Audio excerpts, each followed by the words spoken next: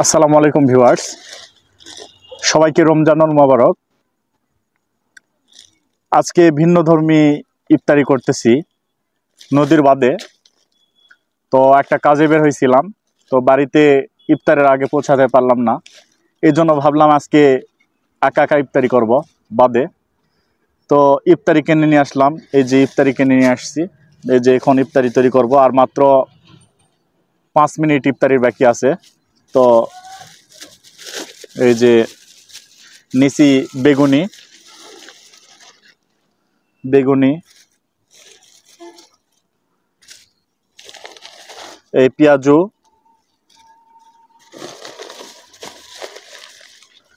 তো এরকম ফাঁকা মাঠে ইফতারি করার মজাটাই অন্যরকম।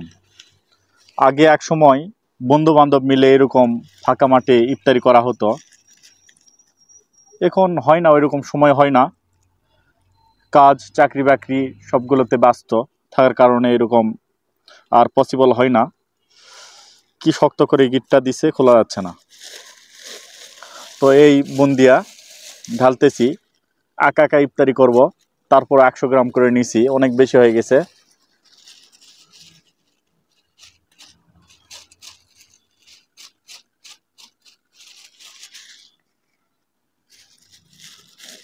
এই জিলাপি সবই নিছি 100 গ্রাম করে।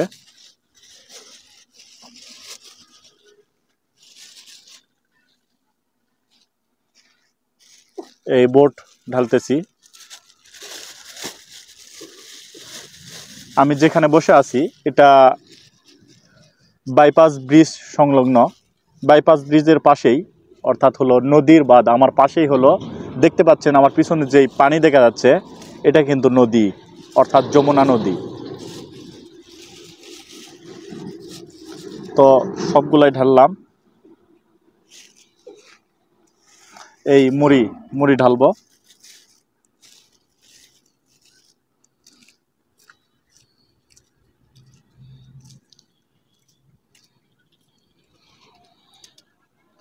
জিলাপি মেখে নিচ্ছি।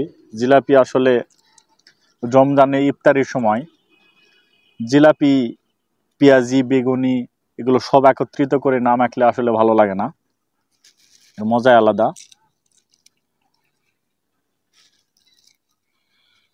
তো সময় নাই, আর মাত্র 2 মিনিট সময় আছে।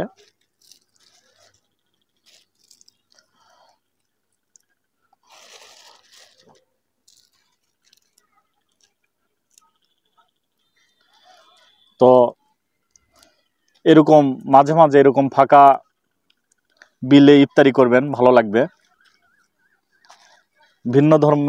ভিন্ন ধর্মী একটা ফিল নিতে পারবেন।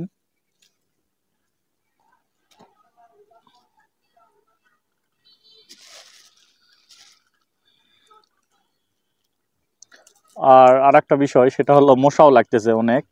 একটা কয়েল নিয়ে আসলে ভালো হতো।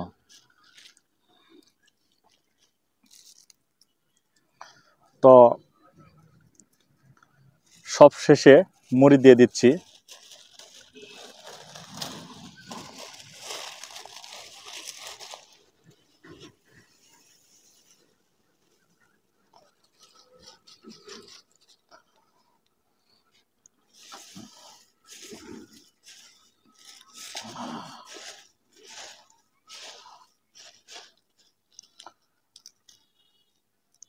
তো ইতিমধ্যে আজান দিয়ে দিছে।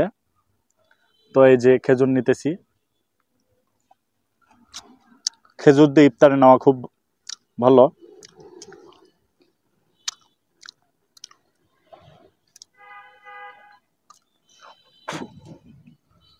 সারাদিন অনেক রৌদ্র গেছে, অনেক টেম্পারেচার গেছে।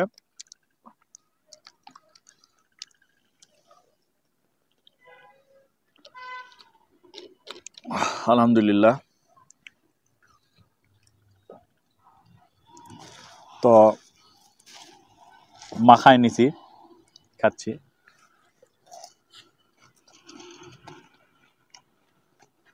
খুব ভালো লাগতেছে।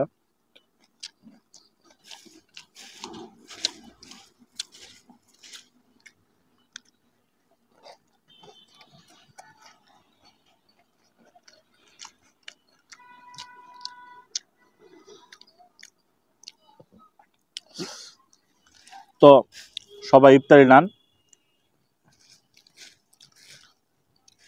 এরকম ফাঁকা বিলে যদি কেউ ইফতারি না করে থাকে এরকম করবেন, ভালো লাগবে।